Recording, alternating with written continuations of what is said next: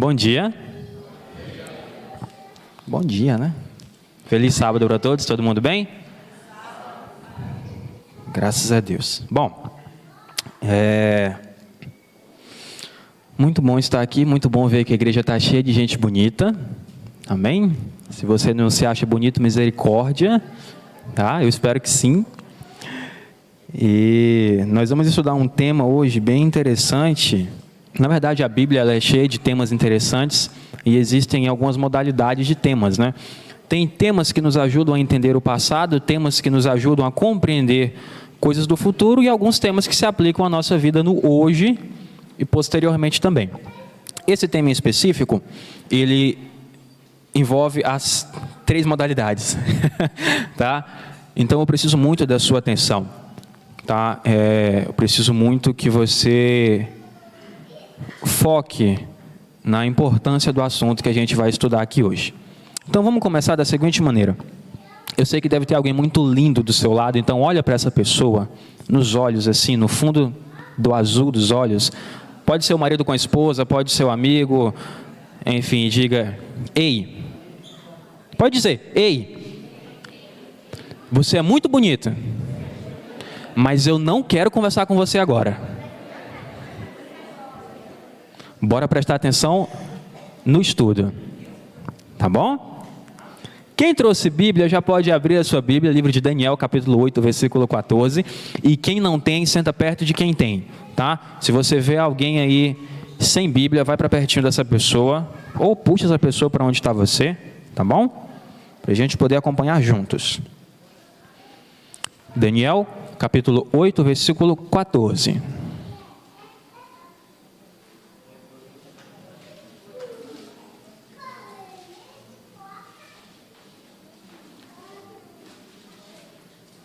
Ok.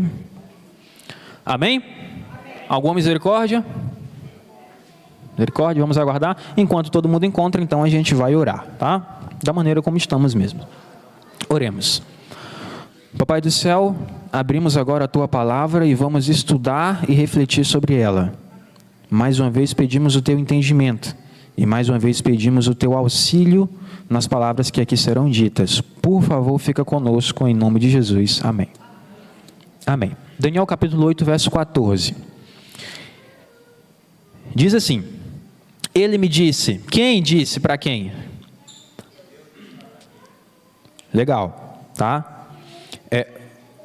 O anjo, na verdade, disse para Daniel, mas era a mensagem de Deus, então, tudo bem? Ele me disse assim: isso tudo levará 2.300 tardes e manhãs, então o santuário será reconsagrado ou purificado, em outras traduções. Do que Daniel está falando aqui? A profecia das 2.300 tardes e manhãs, certo? Alguém já ouviu falar dessa profecia? Ok, alguns. Quem nunca ouviu falar? Ok, então todo mundo já ouviu falar de alguma forma ou outra. Para quem não entende os detalhes, eu não vou querer destrinchar com você aqui os detalhes proféticos, mas a gente vai tentar aplicar o conceito geral que se aplica na nossa vida hoje, tá? A profecia das 2.300 tardes e manhãs é uma profecia dividida em algumas partes de acontecimentos históricos que mudaram não só a nossa história terrestre, mas também tiveram um grande impacto no mundo espiritual. Faz parte do plano da salvação. E essas 2.300 tardes e manhãs, de acordo com Daniel, ela encerra com a purificação do santuário. Certo? Até aqui tudo bem? Beleza. Onde que a gente ouve falar de santuário na Bíblia assim com muitos detalhes? Em que parte da história? Quem sabe? Tempo de Moisés. No tempo de Moisés você tem todos os detalhes sobre como funcionava o santuário, como era constituído o santuário, o que era, para que servia. E o santuário era uma construção. Essa construção tinha muitos ritos simbólicos, tá bom? E um desses ritos simbólicos era o chamado Dia da Expiação, que acontecia uma vez por ano e que também era chamado de purificação, a purificação do santuário, o Dia da Expiação, enfim.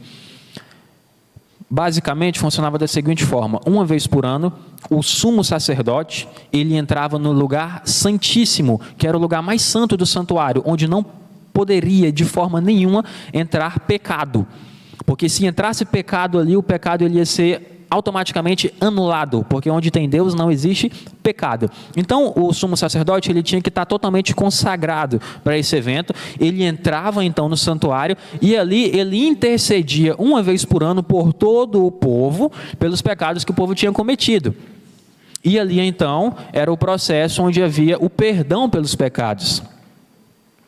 Isso no santuário terrestre. Quando Daniel, ele fala nessa profecia de 2.300 tardes e manhãs, que ela vai encerrar com a purificação do santuário, os estudiosos da época ali de 1800 da década de 1840, eles entenderam que essa purificação do santuário, ela seria a volta de Jesus, porque era um dos eventos mais importantes que haviam no santuário de Moisés. A purificação, o perdão dos pecados, sabe? Onde o mal seria ali extinguido.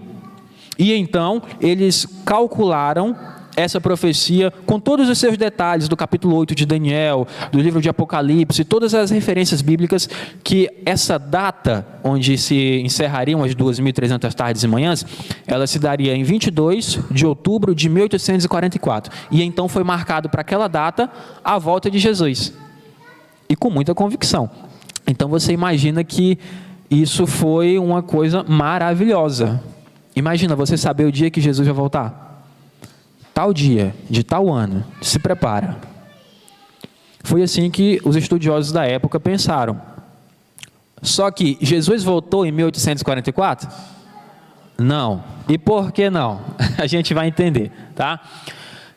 Tanto a profecia de Daniel, capítulo 8, versículo 14, quanto a profecia do anjo de Apocalipse 14, a mensagem do primeiro anjo, temei a Deus e lhe dai glória, elas falam sobre... é o ministério do Cristo no lugar santíssimo, ou chamado juízo investigativo, e não sobre a volta de Jesus. A gente confirma isso em Apocalipse capítulo 10, versículo 9 a 11, mas a gente vai ler no final, tá? Mas eles marcaram, Guilherme Miller principalmente, que foi um dos que estavam à frente ali do movimento, o principal, marcaram essa data, e quando Jesus não veio na data em que eles haviam marcado, foi um acontecimento, pode-se dizer que mais chocante até do que quando eles marcaram a data. Porque tristeza é um sentimento que às vezes é mais impactante do que a alegria.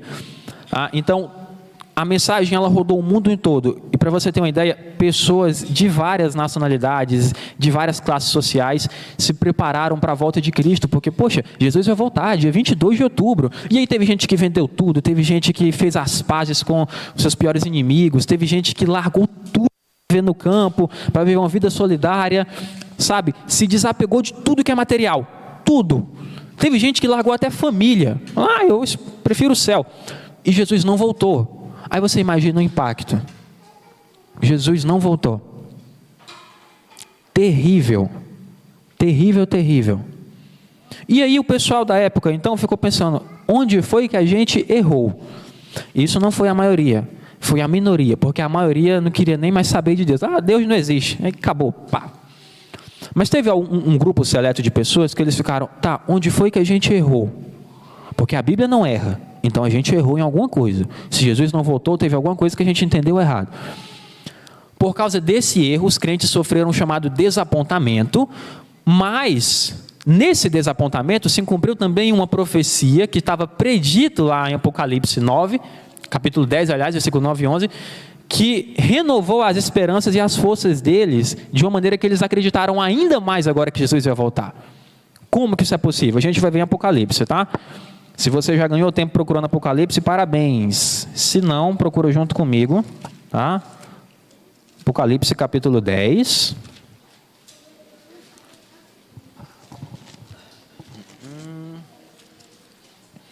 Versículo 9, 10 e 11. Diz assim. Essa história fala sobre João.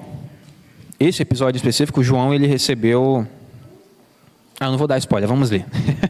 João falando o seguinte: assim me aproximei do anjo e lhe pedi que me desse o livrinho. Ele me disse, pegue-o e coma-o, ele será amargo em seu estômago, mas em sua boca será doce como mel. Peguei o livrinho da mão do anjo e o comi. Ele me pareceu doce como mel em minha boca, mas ao comê-lo senti que o meu estômago ficou amargo. Então foi-me dito, é preciso que você profetize de novo acerca de muitos povos, nações, línguas e reis. Essa profecia aqui de João está falando sobre esse desapontamento de 1844. Veja bem, a notícia de que Jesus ia voltar em dia 22 de outubro, doce como mel, maravilhoso. Todo mundo ficou assim, uhul. Mas quando Jesus não voltou e houve o grande desapontamento, o livrinho que era doce como mel, então ele ficou amargo como fel no estômago. Quem já teve o desprazer de experimentar o gostinho de fel aqui? Não? Ninguém nunca fez pegadinha com vocês quando vocês eram criança? Já fizeram comigo. Falaram, come aí, é gostoso. Não era. Era horrível. Tá? Foi mais ou menos isso, essa metáfora que João usa aqui. Então, esse desapontamento foi uma prova de que, na verdade, eles estavam no caminho certo. Já estava na Bíblia dito que haveria um grande desapontamento, e quando esse pequeno grupo de estudiosos entendeu isso, eles entenderam que esse desapontamento ele ia acontecer, eles buscaram então agora entender o que realmente começou a acontecer, o que foi que aconteceu em 22 de outubro de 1844. Se não foi a volta de Jesus, foi o que então? Sobre o que Daniel estava falando de verdade? Tá? Aí a gente vem aqui, comentários dos livros Presentes Espirituais de Ellen White, de 1858, e a gente começa a entender um pouquinho mais com a ajuda dela, tá? Mas tendo sempre a Bíblia como base, tá bom? Diz assim, como os sacerdotes no santuário terrestre entravam no Santíssimo uma vez por ano para purificar o santuário, Jesus entrou no Santíssimo do céu no final dos 2.300 dias de Daniel 8, em 1844, para fazer uma expiação final para todos que pudessem ser beneficiados por sua mediação e para purificar o santuário. Quando Arão entrava no santuário, que ele era o sumo sacerdote no tempo de Moisés, Arão ele representava naquele momento todo o povo. Arão ele não podia estar em pecado, porque ele estava dentro do Santíssimo, mas ele representava naquele momento os pecados de todo o povo e apresentava esses pecados então a Deus, como uma espécie de confissão, para que os pecados então fossem perdoados. Quando Jesus ele entrou no santuário em 1844, é o mesmo processo, porque ele é o nosso sumo sacerdote. E então Jesus ele está agora apresentando os nossos pecados para julgamento, ou para análise, ou para investigação. Tudo isso você pode concluir como juízo investigativo, que era o que Arão fazia, certo? Só que Arão ele fazia aquilo por todo o povo hebreu da época, e Jesus ele faz isso desde 1844, está fazendo por todas as pessoas que nasceram antes dele, que viveram durante a época dele e que vivem e viverão depois dele. Tá? Ellen White comenta, vi que cada caso foi então decidido para a vida ou morte. Jesus tinha apagado os pecados de seu povo. Enquanto Jesus estivera no santuário, o julgamento tinha estado em andamento para os justos mortos e depois para os justos vivos. Livro Presentes Espirituais, página 162, parágrafo 8. Quando a gente vê essa representação do santuário, tem alguns personagens principais, tá? Nós temos aí o sacrifício, que era necessário, na época de Moisés era um carneiro, que então todos os pecados do povo, eles eram, de certa forma, vamos dizer, transferidos para o carneiro, então o carneiro morria no lugar do povo, e a culpa pelos pecados, ela ia então para o bode, que era o chamado bode Azazel, que ia para o deserto. Era todo um processo detalhado, tá? Nós temos também o juiz, que nesse caso é Deus, que é quem julga, de fato, quem está salvo, quem está perdido, quem perdoa os pecados ou quem dá a sentença, próprio Deus. E temos o intermediador, que no tempo de Moisés era Arão, que era o sumo sacerdote, que é como o nome diz, quem fazia intermediação entre o povo e Deus. Era aquele ponto de contato onde ele ia falar para o povo as mensagens de Deus e apresentar para Deus os pecados do povo e seus pedidos de perdão. Nesse processo do santuário celestial, Jesus ele ocupa esses três lugares. Ele é o juiz, porque ele é Deus, ele é o sacrifício, porque foi ele que morreu por nós, e ele também é o nosso intermediador, porque ele é o nosso sumo sacerdote. Todos os personagens principais, os lugares principais dessa história são ocupados por Jesus. E aí nós temos também o comentário de Ellen White. Como antigamente eram os pecados do povo colocados pela fé sobre a oferta pelo pecado, e mediante o sangue desta transferido simbolicamente para o santuário terrestre, assim, em um novo concerto, os pecados dos que se arrependeram são, pela fé também, colocados sobre Cristo e transferidos de fato para o santuário celeste. E como a purificação típica do santuário terrestre se efetuava mediante a remoção dos pecados pelos quais se poluíra, igualmente a purificação real do santuário celeste deve efetuar-se pela remoção ou apagamento dos pecados que ali estão registrados. Mas antes que isso possa se cumprir, deve haver um exame dos livros de registro para determinar quem, pelo arrependimento dos pecados e fé em Cristo, tem direito aos benefícios da sua expiação. Ou seja, a purificação do santuário, portanto, envolve uma investigação. O que é isso? Como assim? Deus ele já não sabe de tudo? Deus ele já não é onisciente, onipresente? Para que ele tem que investigar alguma coisa? Alguém sabe me responder? Por que Deus ele simplesmente já não define aqui e agora quem está salvo, quem está perdido, acabou, já era? Alguém? Não? Vamos então continuar entendendo, tá? Oi? Legal também. Misericordioso, como a própria Bíblia fala, ele não tarda, mas ele espera que a gente se arrependa. Mas vamos continuar, vamos lá para Hebreus. Hebreus capítulo 9, do verso 22 até o 28.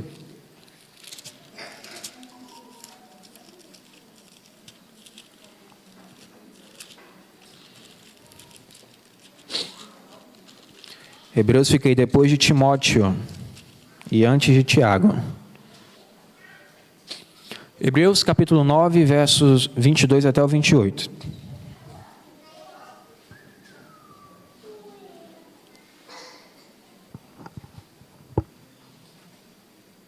Amém? Amém. De fato, segundo a lei, quase todas as coisas são purificadas com sangue, e sem derramamento de sangue não há perdão. Portanto, era necessário que as cópias das coisas que estão nos céus fossem purificadas com esses sacrifícios, mas as próprias coisas celestiais com sacrifícios superiores. Pois Cristo não entrou em santuário feito por homens, uma simples representação do verdadeiro. Ele entrou nos céus para agora se apresentar diante de Deus em nosso favor, não porém para se oferecer repetidas vezes, à semelhança do sumo sacerdote que entra no Santo dos Santos todos os anos, com o sangue alheio. Se fosse assim, Cristo precisaria sofrer muitas vezes desde o começo do mundo, mas agora ele apareceu uma vez por todas, no fim dos tempos, para aniquilar o pecado mediante o sacrifício de si mesmo.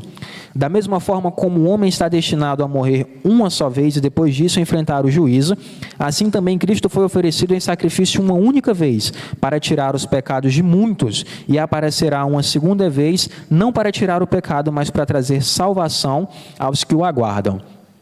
Paulo, ele é muito claro, não tem como deixar dúvidas, tá? Da mesma forma que acontecia o sacrifício terrestre, aconteceu o sacrifício de Jesus, como o sacrifício no santuário celestial, para perdoar os nossos pecados. Só que Jesus não precisa fazer isso uma vez por ano. Ele fez uma vez e já é suficiente, mais que suficiente. Mas ainda precisa seguir o processo do santuário. E para que então essa investigação? Por que é necessário que Jesus ele investigue os pecados, ele analise?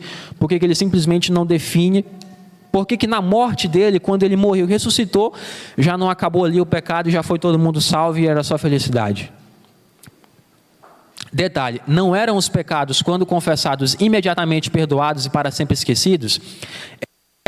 Ela explica para a gente que eram perdoados, sim, são perdoados os pecados, mas ainda não esquecidos.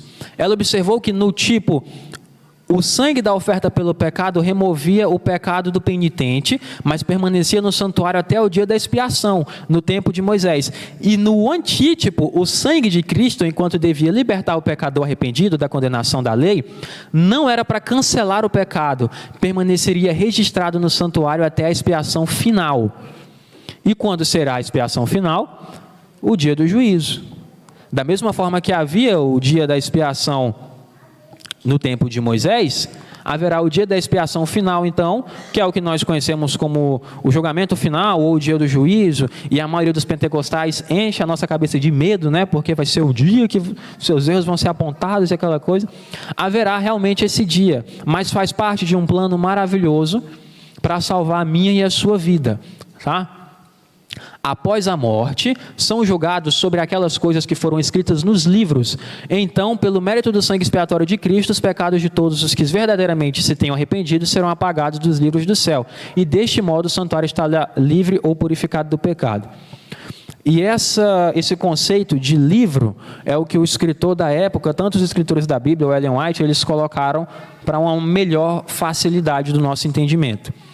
Você pode entender que tudo que a gente faz está registrado. O que você faz de bom está registrado, e o que você faz de ruim também está registrado.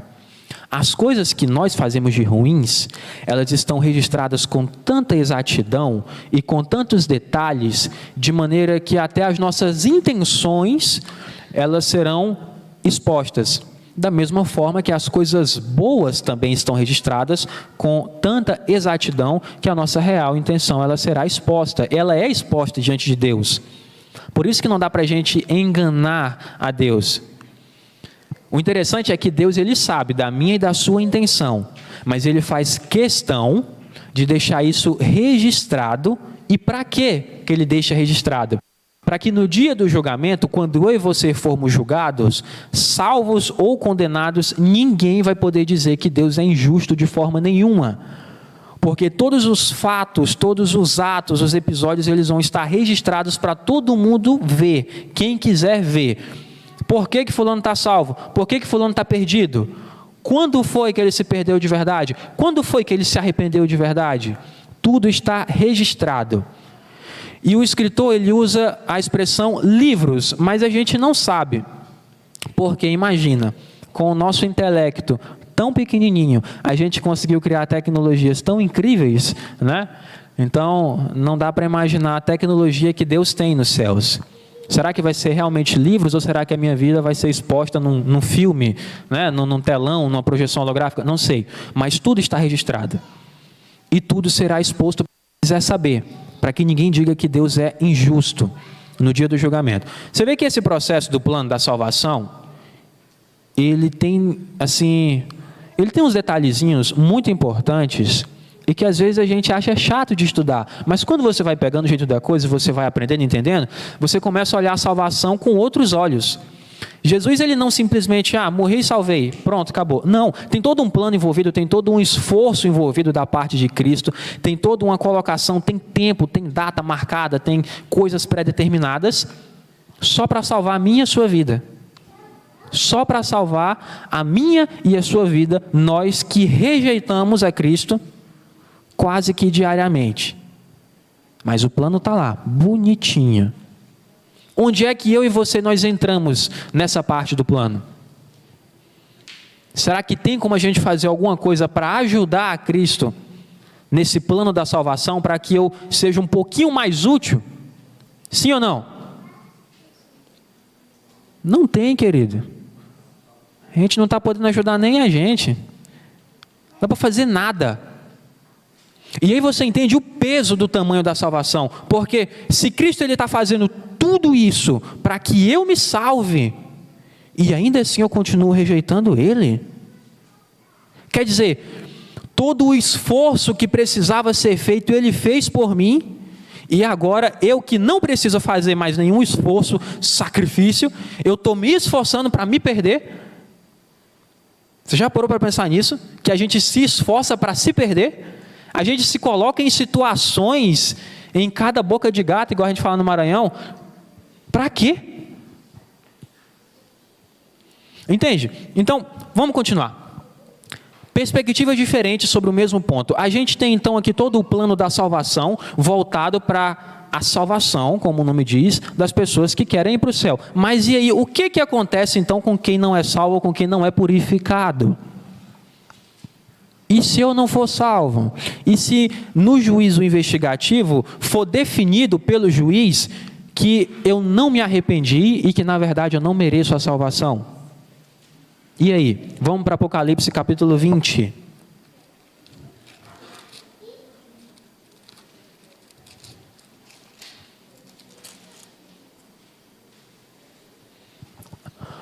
Apocalipse 20, capítulo 20, versículo 11 até o 15.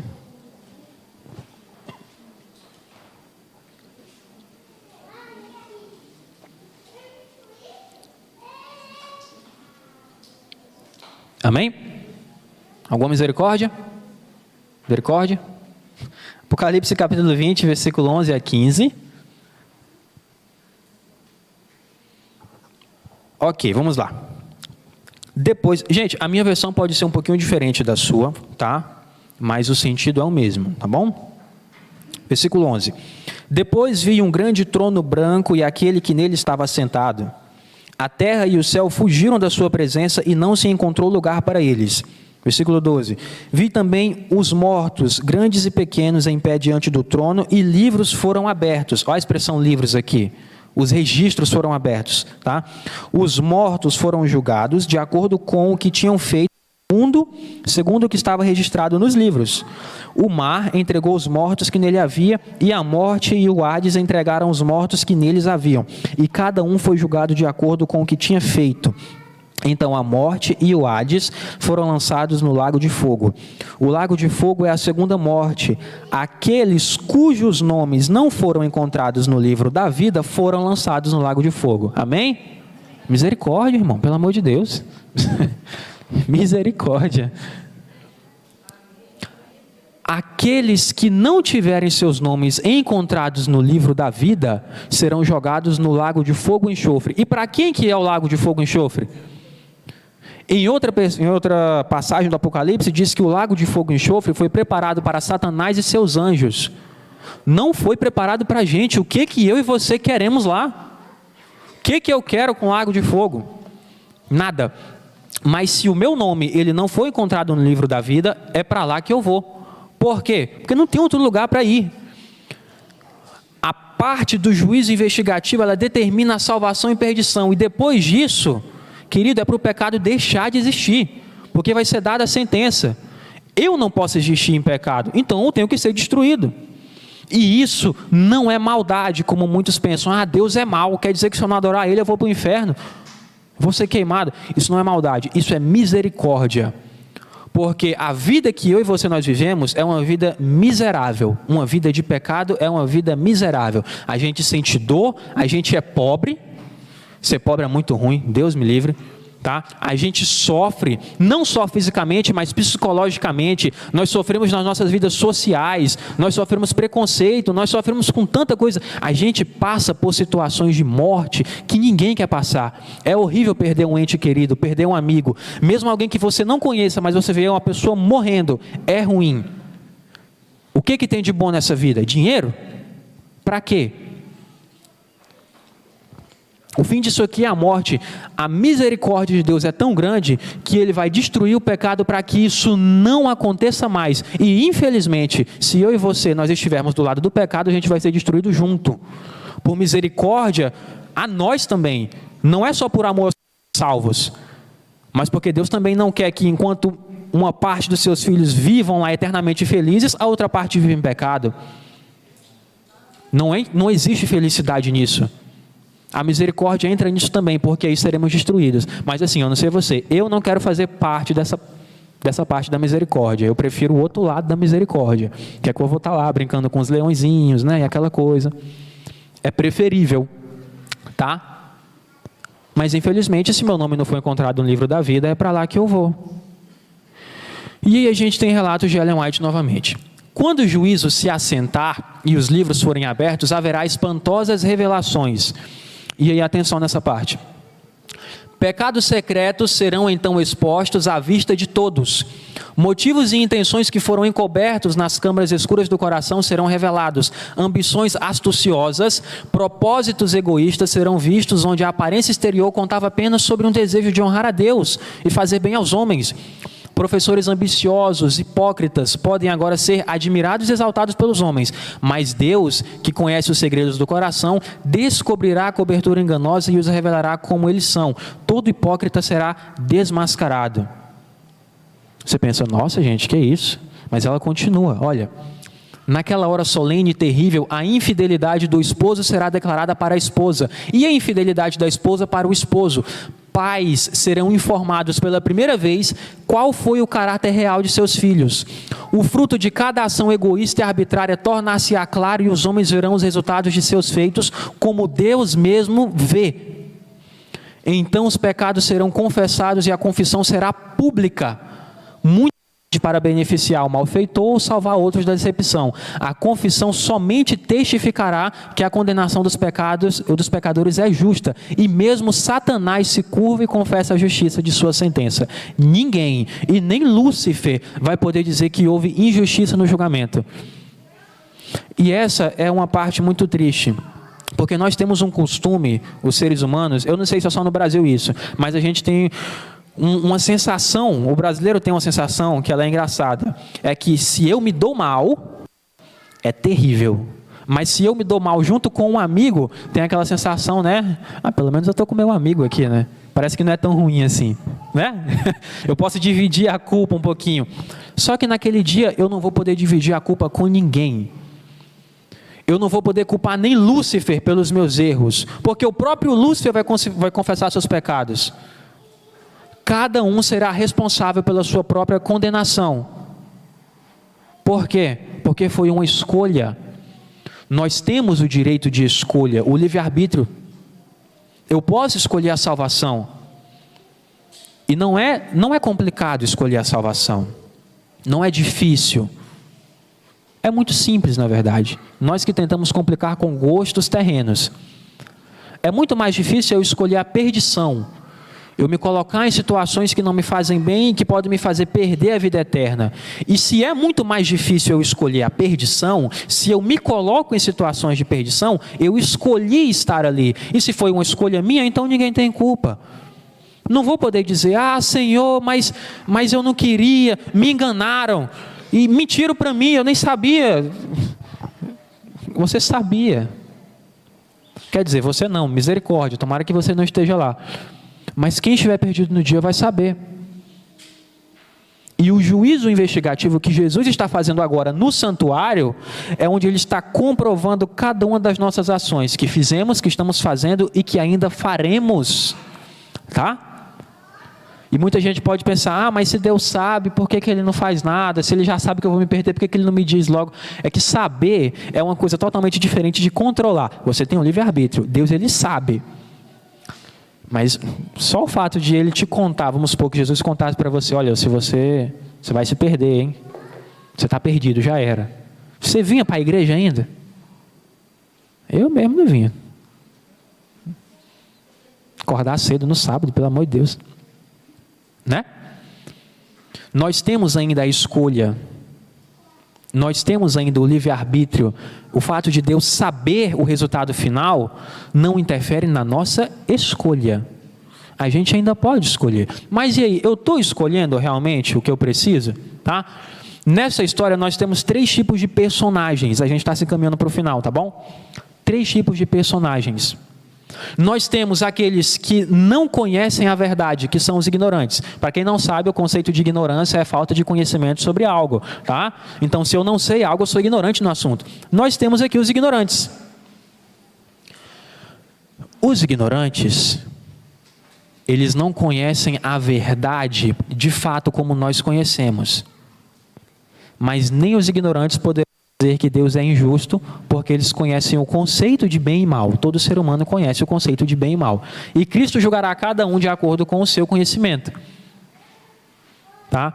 Os ignorantes são as pessoas que às vezes eles estão em outras doutrinas, outras religiões, que são totalmente erradas, mas que eles são sinceros naquilo que eles acreditam. Fazendo uma coisa errada, mas ele é sincero. O que ele faz deixa de ser errado? Não, continua sendo errado. Mas se a sinceridade no coração ela é pura, então ele não está fazendo por mal. Se nós conseguimos entender isso, quanto mais Deus. Há casos e casos, julgamentos especiais para cada um dos casos. Nós temos, além dos ignorantes, os salvos, que são aqueles que conhecem e cumprem. Amém? Amém. Espero que nós estejamos entre esses. Mas nós temos aí um terceiro tipo de personagens, que são os que conhecem e não cumprem. Esses aqui, meu amigo, eu vou te falar, viu? Esses aqui dão trabalho. Tanto trabalho que eles são divididos em duas partes, dois tipos. Primeiro, os apóstatas. O que é o conceito de apostasia? Esse termo provém do grego e é formado a partir dos vocábulos apo e stasis. O primeiro significa afastar-se e o segundo quer dizer rebelião. Um rebelde, um afastado, um apóstata. Significa a ação de renegar algo, normalmente relacionado com a renúncia de uma religião ou da fé religiosa, consistente na condição de afastamento total e definitivo de alguma coisa, como uma doutrina, ideologia, etc. E os apóstatas, muitas vezes, eles são os que mais conhecem. Porque nós temos aqui os que conhecem e cumprem, que às vezes conhecem só um pouquinho, mas eles cumprem com tanta fidelidade, tanta sinceridade, que é bonito de se ver. E a gente tem pessoas que conhecem muito, que são quase doutores em teologia, mas na prática é totalmente diferente. Nós temos, por exemplo, casos de pastores adventistas que deixaram o ministério por serem ateus. Ateus. Ouvi a história uma vez de um pastor adventista que ele era professor numa universidade adventista e em uma aula, expondo a opinião dele mesmo, ele comentou sobre não acreditar na existência de Deus, e aí o pessoal ficou, né? Foram conversar com ele e perguntaram: cara, mas você ensina sobre isso, você prega, como assim você prega sobre algo que você não acredita? E ele falou: é só meu trabalho, eu trabalho com isso. Então, conhece, mas não foi transformado de verdade, ou não quis ser transformado, sabe? Nós temos esses casos, e nós temos os apóstatas, que são aquelas pessoas que vêm para a igreja, que às vezes vivem uma vida toda, mas por algum motivo eles se desviam, e então eles saem da igreja. E aí o que acontece geralmente é que os que permanecem na igreja, alguns tentam trazer de volta e outros já começam logo a julgar. Assim: fulano nunca foi crente, sempre soube. Ixi, sempre soube. No dia que ele se batizou, eu falei para a mãe dele: rapaz, isso aí é só fogo de palha, esse menino tem aí, isso aí não vai para frente não.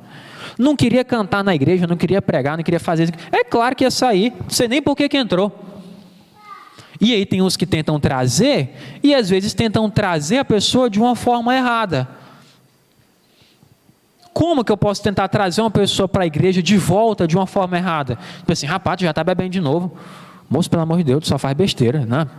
Ixi, Maria. Não, eu não vou nem falar nada. Não, ó, tu já sabe o dia de culto, tu já sabe o dia que tem culto, quem que é o pregador, tu conhece todo mundo. Pá, tu não vai porque tu não tem vergonha na cara. Por isso que tu não volta para a igreja. Se tu criar vergonha, tu volta para a igreja. Rapaz, como é que eu vou trazer alguém desse jeito? A Bíblia fala para a gente tratar todos com amor. Paulo fala para nós suportarmos uns aos outros, tratar os irmãos com compassividade.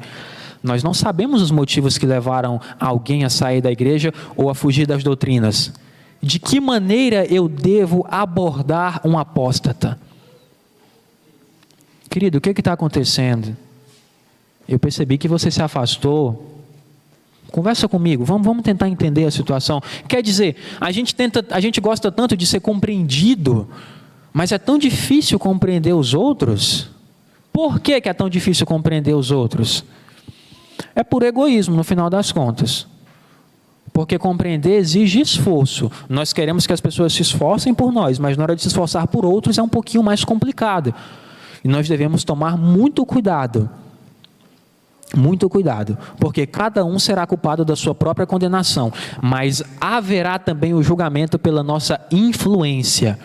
Deus vai chegar em mim e você falar, e fulano, e ciclano, e beltrano, que você teve a oportunidade de tratar de forma diferente, você teve a oportunidade de convidar de uma forma diferente, de influenciar de volta para a igreja, e você apontou o dedo na cara dele.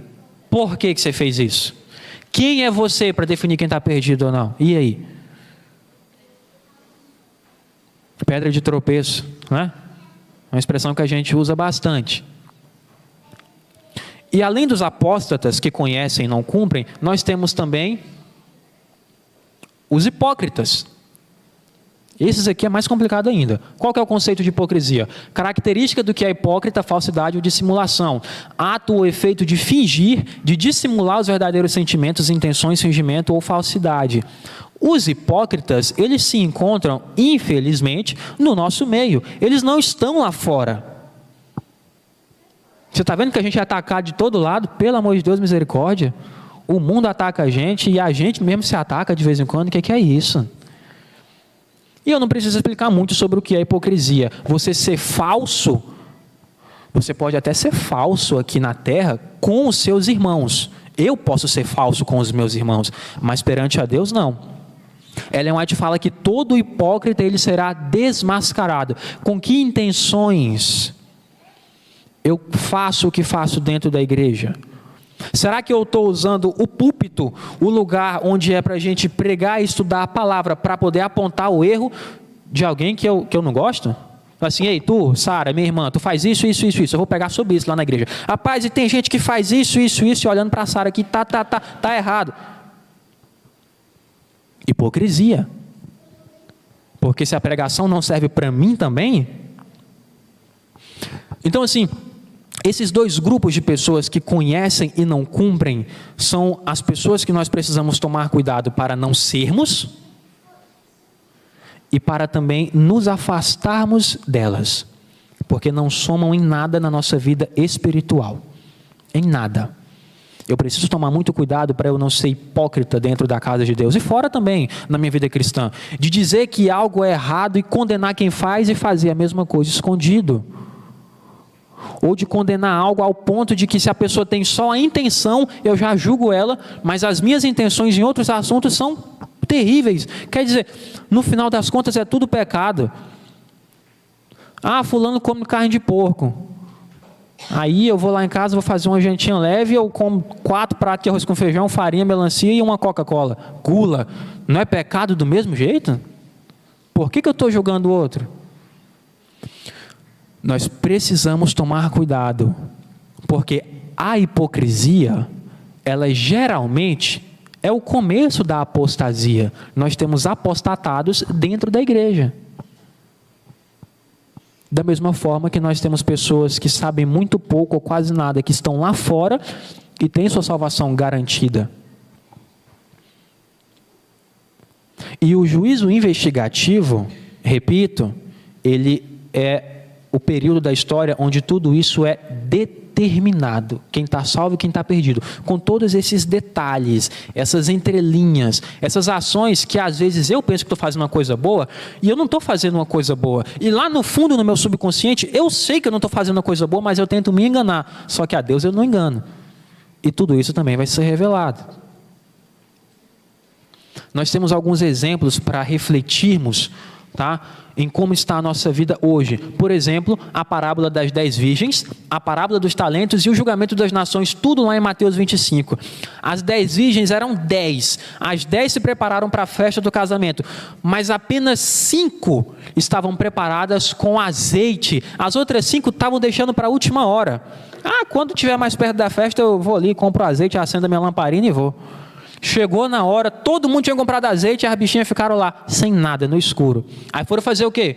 Foram pedir para as outras 5. Ei, me empresta um pouquinho do teu azeite. Minha amiga, não tem como. Vai ficar nós duas no escuro aqui já. Infelizmente é cada um por si. Nessa hora aqui não tem para ninguém. Porque da mesma forma que eu não posso culpar alguém pela minha salvação, eu também não posso salvar outra pessoa. Não tenho esse poder. A salvação ela é individual. É algo a se refletir. Leia depois Mateus capítulo 25, a parábola dos talentos também. Porque a parábola conta que um senhor deu talentos a seus servos. 3 servos. O primeiro recebeu muitos talentos, 5 talentos, ele foi lá e multiplicou. O segundo recebeu também, foi lá e multiplicou. O terceiro ficou com medo e falou: ai, perigoso esse negócio de investir. Eu vou guardar, porque quando chegar lá o meu senhor, aí eu vou usar. E tem gente que é assim, fala assim: eu sei cantar, eu sei pregar, eu sei fazer isso, aquilo, mas eu não vou fazer isso aqui não. Quando chegar no céu vai todo mundo cantar junto, né? Lá no céu eu vou cantar, oh, aleluia. Não vai. Infelizmente não. Daniel, quer dizer que eu sou obrigado a cantar? Não, você não é obrigado a cantar. Mas Deus te deu talentos, sejam eles quais forem, para você usar em benefício a favor da obra, para que essa mensagem chegue a outras pessoas. Se você não usa os talentos para isso, então para que você está usando? Se você tiver pelo menos sem usar, é menos pior do que você usar para uma coisa mal. Como, por exemplo, eu gosto de cantar. E houve uma época na minha vida em que eu fazia showzinhos em barzinhos. Era melhor que eu nem tivesse cantado, era melhor eu ter ficado mudo. Cristo fala lá em Apocalipse sobre as pessoas mornas, né? Quem dera tivesse quente ou então frio, melhor do que morno. Melhor você nem fazer nada do que fazer uma coisa ruim. É algo que eu preciso refletir na minha vida, tá? E nós temos também em Mateus 25 o julgamento das nações, que é onde Jesus fala justamente sobre o período investigativo, mas de uma maneira, de uma simples compreensão que qualquer pessoa que leia com atenção consegue entender. Outra coisa, a gente pode ver também em Gálatas capítulo 3 e Tiago capítulo 2, do verso 14 ao 16, a importância de fé, obras e obediência.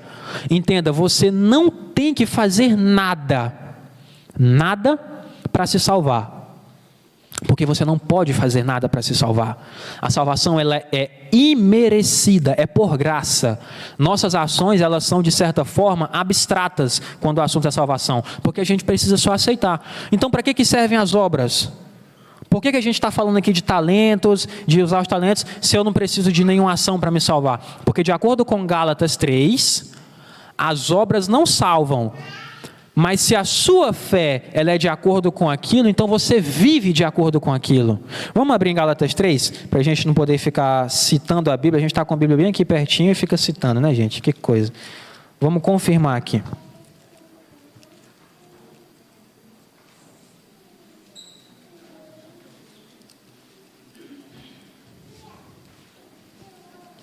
Gálatas capítulo 3. Vamos ler o versículo 11 e 12, tá? Amém? Gálatas capítulo 3, verso 11 e 12. É evidente que diante de Deus ninguém é justificado pela lei, pois o justo viverá pela fé. Versículo 12. A lei não é baseada na fé, ao contrário, quem praticar estas coisas, por elas viverá. E aí a gente tem em Tiago capítulo 2, verso 14, ele falando que não são as obras que justificam, é a fé, mas a fé sem obras é morta, porque se eu acredito em algo e não pratico, então não acredito de verdade, é da boca para fora. Daí a importância de usar os nossos talentos. Se eu acredito que isso é bom e que auxilia na salvação de outrens, além da minha, então preciso praticar. Se eu não pratico, eu não acredito de verdade. Que tipo de crença é essa que eu acredito e não faço? Você entendeu? Não são as obras, mas é a fé. Só que a fé, ela vem com prática. E aí entram as obras. Tá? Salvação imerecida, mas que nós vivemos de acordo com ela, de acordo com o que acreditamos. É isso que nós precisamos fazer e tomar cuidado durante esse período do juízo investigativo. Na verdade, a gente já devia estar fazendo isso há muito tempo. Se a gente não está fazendo, eu pergunto, por que não estamos fazendo? Por que ainda não nos consertamos perante Deus? E finalizando, geralmente nós não nos consertamos e não vivemos com temor dessas coisas. Existe uma diferença entre medo e temor. Deus não quer que você tenha medo dele, mas é preciso ter temor. Muitas vezes nós não temos temor pelo processo da salvação, que é importante, porque nós nos consideramos imortais. Olha só essa semana, eu nunca vi tanta morte dentro de círculos sociais próximos aos meus como essa semana. E foram todas inesperadas. Eu não sei se vocês ficaram sabendo de um acidente de moto que teve ali para cima, para o rumo do aeroporto. As duas moças, elas estavam indo para a casa de um colega meu de trabalho, um companheiro de trabalho. E era uma coisa totalmente passageira. Ele contando para a gente, falando, cara, a gente estava lá em casa, elas estavam na casa delas, a gente marcou de eles passarem lá em casa para passar tempo juntos. Não era nada assim, oh meu Deus, não, passar um tempo junto aqui, comer uma carne assada, uma coisa. E de repente, do nada, inesperadamente, uma morte trágica e horrível. Nós tivemos casos também pela cidade, uma pessoa muito conhecida na cidade, infelizmente, faleceu também de maneira, sabe? E pessoas conhecidas dos círculos sociais de muitos que eu vi nos status aqui do WhatsApp. Aí eu paro para pensar, e eu preciso que você pare para pensar, por que a gente se comporta como se a gente fosse imortal quando a gente é tão frágil? Tão frágil.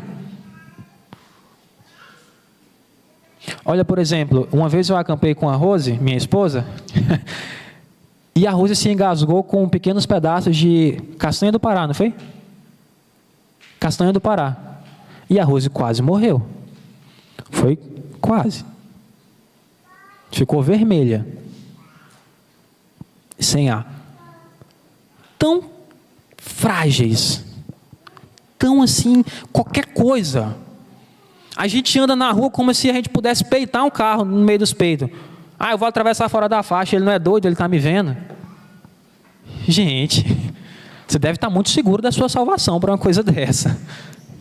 É? Não, se eu morrer eu estou salvo, porque pelo amor de Deus. Nós somos absurdamente frágeis. Ellen White fala que se não fosse a proteção divina e dos nossos anjos da guarda, Satanás ele ia destroçar a gente com as próprias mãos, porque o ódio que ele sente por nós é muito grande. E aí eu ando e vivo a minha vida dia após dia como se nada disso fosse relevante, vivendo uma vida totalmente errada, que eu sei que eu estou perdido, porque se eu morrer hoje, eu sinceramente eu acho que eu não estou salvo não. E o que eu estou fazendo para me consertar? O que eu estou fazendo para poder me corrigir? De que eu estou abrindo mão pela minha salvação? Ou será que eu estou abrindo mão da minha salvação por qualquer outra coisa? Emprego, família, amigos, influências, status. O que eu estou fazendo? A gente ri agora, né? Mas na hora, né, gente?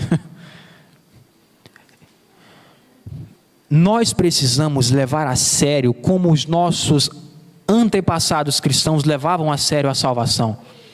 Paulo levava a salvação tão a sério que ele apanhava, ele era massacrado e sorria, cantando, louvando e não parava de pregar. Hoje em dia, se eu fico chateado dentro da igreja, não me coloque para pregar mais não, pelo amor de Deus. Eu não quero nem olhar para a cara do primeiro ancião, do diácono. Eu não vou falar para o meu vizinho sobre Jesus porque ele vai achar chato. A gente tem uma relação tão boa, ele me acha um cara bacana, é legal, os nossos filhos brincam juntos. Eu vou chegar e ficar falando de igreja, de religião, ele vai achar chato. Ele vai começar, sei lá. Daqui a pouco ele fica com raiva, coloca uma música alta aí, só para me provocar, porque eu sou crente. De que eu estou abrindo mão pela minha salvação? E de que eu estou abrindo mão para influenciar na salvação de outras pessoas? O último verso. É necessário que a nossa esperança, ela seja uma esperança tão forte, tão convicta, que a gente viva a nossa vida social, a minha e a sua vida de família, de amizade, de trabalho, de acordo com a Bíblia, adequando a nossa vida à Bíblia, e não o contrário, porque a gente está querendo adequar a Bíblia à nossa vida. Quer um exemplo? Vou pegar eu como exemplo. Antigamente, o pôr do sol geralmente ele acontece perto ali de 6 horas, certo? Dependendo da região, até um pouco mais tarde. Quando eu cheguei aqui, o pôr do sol era 6h40. Esses dias já está 6h15, 6h20, por aí. Vai alternando, né, de acordo com a época do ano. Mas eu tinha uma preocupação muito grande de que no pôr do sol, às 6 horas era a hora que eu precisava parar de trabalhar. Então, até 5h59, eu podia trabalhar. Eu estava trabalhando. Até 5h59 eu podia estar jogando videogame. Até 5h59 da tarde de sexta-feira eu podia estar fazendo qualquer coisa. Deu 6 horas, opa, parei, vou para casa, vou dormir. E aí passava o sábado todo dormindo. 6 horas de sábado, o sol não tinha se posto, mas era 6 horas. 6 horas o Danielzinho ele ia lá pro videogame. Lá para a churrascaria, lá para a lanchonete, lá para os amiguinhos tocar show no barzinho. Porque, incrivelmente, eu ainda guardava o sábado, quando eu estava nessa época sombria da minha vida. E o meu conceito de sábado, ele era totalmente deturpado. Hoje, eu sei que o sábado, ele se põe... A sexta-feira, o pôr do sol é ali 6h20, 6h30. Estou no trabalho... Chefe, seguinte, 6h30 ao pôr do sol, mas 6 horas eu estou indo para casa. Continuo com a regrinha das 6 horas, só que agora de um ponto de vista diferente, porque antes do sábado se tornar sábado, eu preciso receber o sábado. Eu vou receber o sábado fedorento, eu não vou tomar nenhum banho para receber o dia santo do Senhor? Quer dizer, que detalhes que eu estou levando realmente a sério? É aquela questão de eu acordar 5 horas para o trabalho, todo dia na semana, mas quando chega no sábado eu quero acordar 8h30 porque o culto só começa às 9 horas. Oxi, que é isso? Sabe, a nossa esperança ela tem que ser tão convicta ao ponto de que a gente adeque a nossa vida nos detalhes para viver de acordo com a palavra de Deus e não o contrário. Nossa esperança tem que ser a esperança de que aconteça com a gente o que está lá em Apocalipse. Apocalipse capítulo 22, versículo 3 ao 5. Leia comigo aqui no telão. Já não haverá maldição nenhuma. O trono de Deus e do Cordeiro estará na cidade e os seus servos o servirão. Eles verão a sua face e o seu nome estará em suas testas. Não haverá mais noite. Eles não precisarão de luz de candeia nem da luz do sol, pois o Senhor Deus os iluminará e eles reinarão para todos sempre. Amém. Qualquer coisa aqui na terra não vale a pena para eu trocar isso aqui. Qualquer coisa, nada vale a pena para eu trocar isso aqui, nada. E nós precisamos urgentemente sentir esse temor de que nós corremos um constante risco de perder a nossa salvação se nós não tomarmos cuidado e fazer outros se perderem. Que Deus nos ajude e que Ele tenha misericórdia de mim e de você. Amém? Nós vamos ouvir uma parte especial agora e eu quero, na verdade, que você preste atenção na letra desse hino, tá? Que seja uma realidade na minha e na sua vida e que Deus nos abençoe. Amém.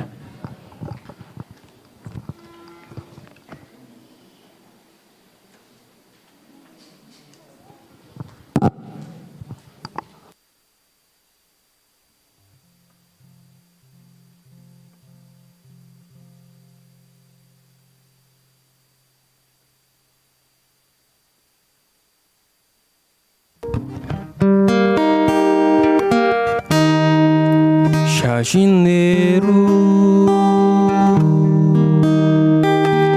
dono do jardim que há em mim, eu sou teu carpinteiro, construí uma casa pra morar em mim. Teu, faça o que for preciso pra mudar quem sou, e não pare até que tudo esteja no lugar. Se doer, me abrace com a tua forte mão, mas quero ser o que vês em mim, Jesus.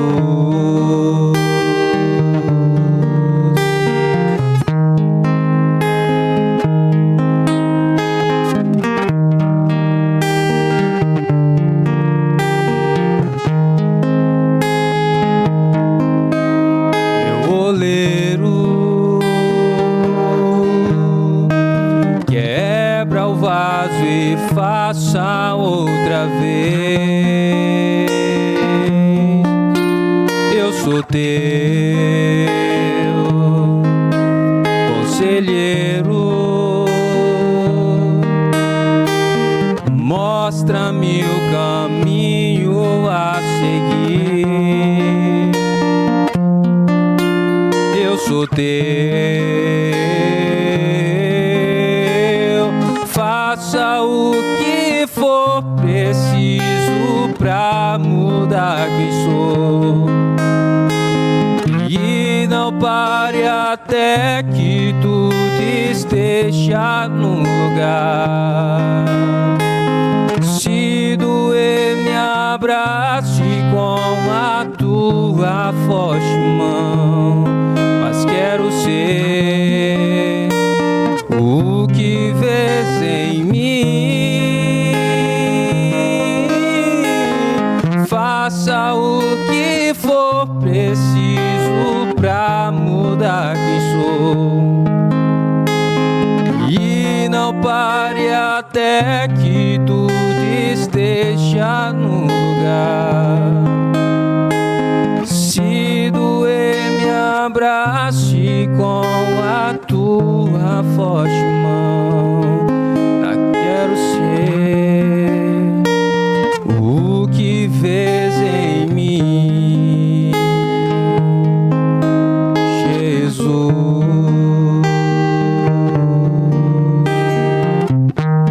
Queria que nesse momento você fechasse seus olhos, falasse para Deus, cantasse junto comigo.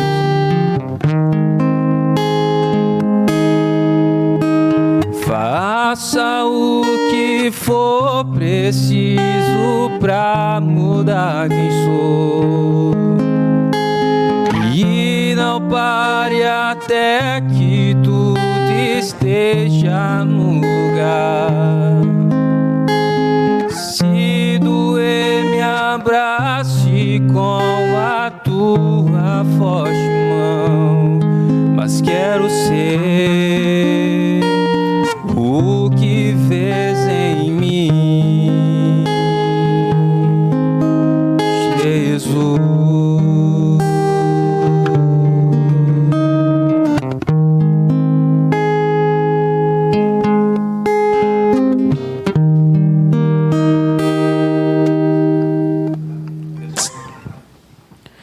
Querido Deus, nós queremos nesse momento te pedir, Pai, mais uma vez o teu auxílio. Eu não sei quantas vezes a gente pediu o teu auxílio essa manhã, mas que esse pedido ele seja repetido quantas vezes forem necessárias, Pai. Como na música que o Dalvão acabou de cantar, nos ajuda a abrir mão daquilo que nos faz nos perder e se doer. Nos ajuda, nos conforta com a tua forte mão, nos abraça se for preciso, Pai, nos segura, puxa a gente da maneira que for preciso, mas não permita que a gente se perca, porque a gente não faz ideia do tamanho da alegria e da felicidade que vai ser receber, enfim, a salvação. Só que a gente também não faz ideia, Pai, do tamanho da tristeza que vai ser não ser salvo. O pouquinho de tristeza que a gente conhece já é suficiente para saber que vai ser terrível. E nós precisamos da tua ajuda para que a gente não se desvie do caminho.